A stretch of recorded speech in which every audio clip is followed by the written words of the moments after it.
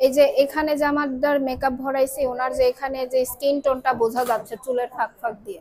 Control মানে কিন্তু আমি মেকআপের উপরে কপালেরটা দিব না, কপালের এক নিয়ম, এখানকার এক নিয়ম, এইটার এই নোজের এক নিয়ম। হ্যাঁ, এখানে দেব হচ্ছে আমার এই যে চুলের ফাঁকে যে স্কিন টোনটা বোঝা যাচ্ছে, এই স্কিন টোন আর মেকআপ টোন মাঝখানে যে একটা স্ল্যাশ বোঝা যায়, গ্যাপ বোঝা যায়, এটা যাতে না বোঝা যায়। দেন আমি কন্ট্রোলটা দিয়ে, এটা কন্ট্রোলটা মানে হচ্ছে আমার এইটাই স্কিন টোনটা আইসা মেকআপ টোনের সাথে মিক্স হয়ে গেছে। ঠিক আছে, এটা যাতে গ্যাপ বোঝা না যায়। দেখেন এই যে এখানে আমার মেকআপ আছে, এখানে শুধু স্কিন দেখা যাচ্ছে, তখন মনে হচ্ছে যে একটা গ্যাপ আছে, এই গ্যাপটা শুধু ব্লেন্ড করে দিতে হবে। ঠিক আছে, W7 এর। হ্যাঁ, এটা শেড নাম্বার হচ্ছে কত, এটা শেড নাম্বার হচ্ছে 18 ম্যাক্সিমাম আমি এটাই দিই। আচ্ছা আপনি কতদিন ধরে ট্রেনিং করান? আমি ট্রেনিং করাই 2018 থেকেই আমি ট্রেনিং করাই, আমার পার্লার লাইফ থেকে শুরু করেই আমি ট্রেনিং করাই।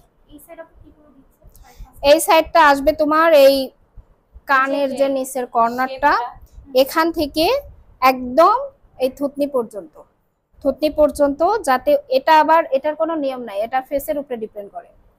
কন্ট্রোলিং নিচের এই কন্ট্রোলিং এর জন্য নির্দিষ্ট কোনো হচ্ছে ইয়া নেই, অনেক সময় আমার এই যে ইয়া করার জন্য এটার কোনো ই নাই। কারণ হচ্ছে অনেকে যাদের এইখানে বেশি ফোলা থাকে, অনেক বেশি মোটা মানুষ আছে না, যাদের এই যে ডাবল চিন হয় এখানে, তারা বলে যে আপু আমাকে মেকআপ যাতে মুখটা চিকন লাগে কমায় দেন। তখন কি করতে হয় জানো, এখান থেকে কন্ট্রোল করতে হয়, এখান থেকে। এখন তুমি দেখো এই ফেজে যদি আমি এখান থেকে কন্ট্রোল ধরি, ভাল লাগবে? ওর তো ফেসে এমনিই চিকন, আমার তার চিকন করার দরকার নাই। দেন ওর যে ফেস কন্ট্রোলিংটা, এটা তো আর্টই আছে। এই আর্টের নিচেও যাব না, উপরেও যাব না। ঠিক আছে, এই এটা তোমাকে বুঝে নিতে হবে যে এই স্কিন টোনটা আমি এই যে দেখো ওকে দিয়েই বোঝাই। এদিকে আসো, এদিকে বুঝে যাবে।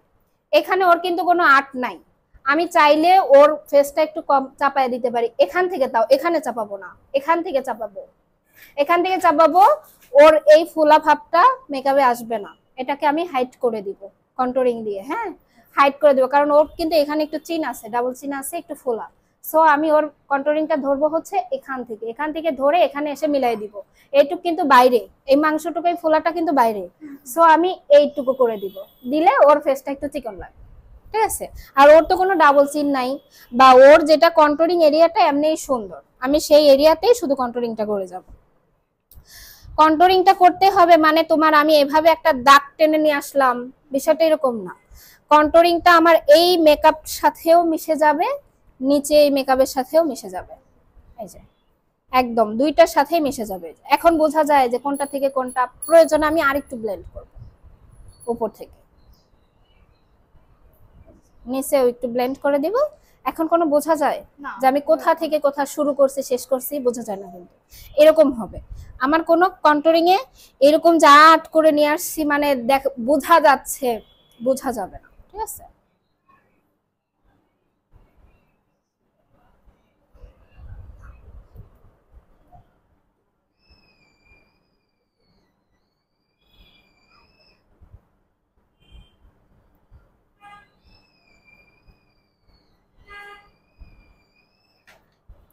আমি তো এমনিই কথা বলি বেশি, আমি ক্লাসে এমনিই কথা বলি বেশি।